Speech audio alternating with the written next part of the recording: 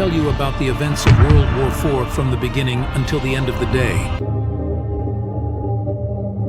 The Third World War ended with the end of modern technology, and we are now on the cusp of the Fourth World War, known to the people of the book as the Battle of Armageddon, or the Great Epic. He said that one of the minor signs of the hour is that the Romans, that is the Christians, will increase in numbers at the end of time, and their number will be much greater than the Muslims. The hour will come, and the Romans will be the majority of people, meaning that the number of Romans will increase at the end of time. Look now, the number of Muslims is 2 billion, for example, and the remaining 8 billion are more than the number of Romans or Christians. There are other sects, such as the Barzi, the Hindus, other sects, and so on. Muslims and Christians will be a strong force, so there will be a treaty between them when the two powers are equal, or when the two powers are close to each other, so each one of them fears the other. There will be peace between Muslims and between Europe and America, and there will be trade, business, travel, and tourism, and the world will be at peace as it currently exists. Focus: there will be military cooperation at the highest level, not like now. Military cooperation is much greater than this. We will head to Europe and America. They have an enemy in the East, and they are tired of it. This enemy is causing them problems, and they want to get rid of it. Therefore, this enemy does not represent a major problem for Muslims, because it is far from Muslims and far from Muslim countries, but its influence is strong and its damage is severe on Europe. So these Christians help the armies, Muslims, and if they knew that the Muslim armies were weak, they would not help them strengthen their ranks to kill this enemy with them. Who is this enemy? Battle between Christians and Muslims takes place between a rear enemy. After a fierce war between the two sides, the Muslims and Christians win and then take the spoils. A quick victory means that you will defeat them quickly and will take many spoils from this country. And the cross triumphed!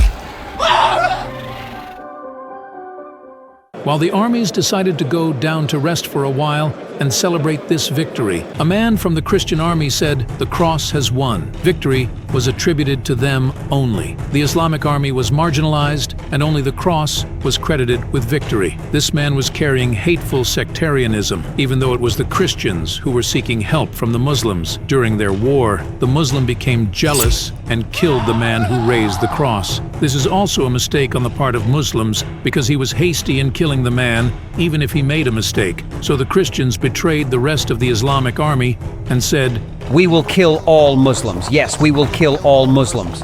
The Islamic armies that were close to them attacked, killing thousands of Muslims.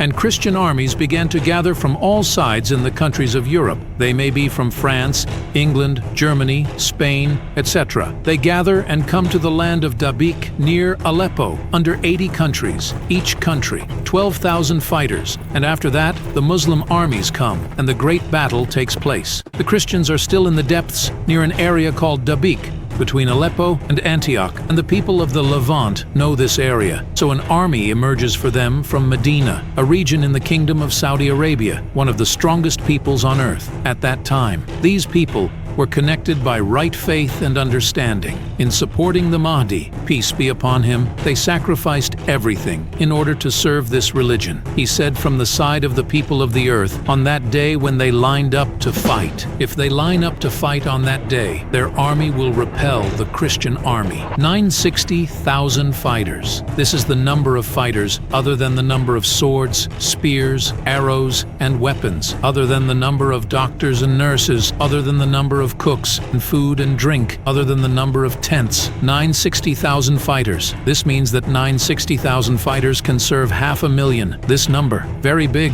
He said that if they even lined up to fight, Christians would make a very strange request. What's the request? Leave those who let us fight them. Let us pause for a moment before the great battle or Armageddon. What is the story of the soldiers derived from the Christian army? There were other meetings. There were wars, but light wars, not like the epic battle. In these wars, a number of Christians were captured, so when they saw the morals of the Muslims, the good treatment of Muslims, the worship of Muslims, and the good treatment of Muslims, they converted to Islam. And they paid attention. When they converted to Islam, they went with the Muslims to kill the Romans. When he saw by the Romans, there are people from their country who followed the Christian religion and are now Muslims. That is why they said, "Leave us, and whoever leaves us, we will fight them." Then the Muslims say, By God, we will not leave them. Our brothers are our brothers. then the Muslims refuse to hand them over to the Christians, so they fight them.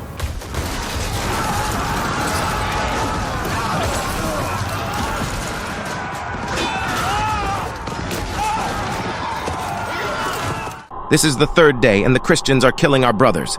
We must move. Tomorrow. The Christians took control of the Levant. Currently, a group of Muslims from Medina in the Kingdom of Saudi Arabia are carrying out a suicide operation. That is, they have stipulated for themselves that they will die. That is, they will not leave until the fighting is over to the last man. They fight until night comes. Imagine people fighting in the morning and not separating from each other until night comes. They fight in the morning and evening. Who can bear this? A person can fight for 10 minutes and die from fatigue. Oh, that's hard. And these people fight in the morning and at night until night comes between them. A large number of Muslims will be killed, and a large number of Christians will be killed because it is a big battle. I called it the Great Battle because of the abundance of meat in this great battle. Then another group of Muslims arose and made death a condition for themselves. Then this group was also killed the next day. This will also be on the third day, and the Muslims will perish again. When the fourth day came, the rest of the Muslims who were in the rest of the country attacked them. Is it possible that the fate of this battle will change? They will fight on the fourth day. The largest massacre in history occurs. We have never seen this before. A killing massacre so strange that when birds pass by it because of the strong smell and do not reach the end of the bodies drop dead. It is also sad that the father's sons die, numbering 100, and they find only one man. How many families will fight in this battle? Too much. That is, for every 100 men, only one will live who is happy with the spoils. What inheritance will he share? What would he be happy about? A man lost his family. They're all dead. All that's left is what makes him happy. Yes, we did it. After the massacre, the Muslims achieved a difficult victory. In a silent and sad scene due to the large number of deaths, a shout came to them. The Antichrist appeared in your cities. A man came from afar screaming and saying, "The Antichrist has appeared in your areas." Who is this guy? He is Satan incarnated as a human and appeared like this after the defeat of the Christians, because nothing will stop the Muslims now. Then the Muslim leader ordered the soldiers to leave what was in their hands and sent 10 soldiers to confirm this news, knowing that he might kill these soldiers while he confirmed the news. Where is the Antichrist? The old man said he appeared. It seems he deceived us, guys.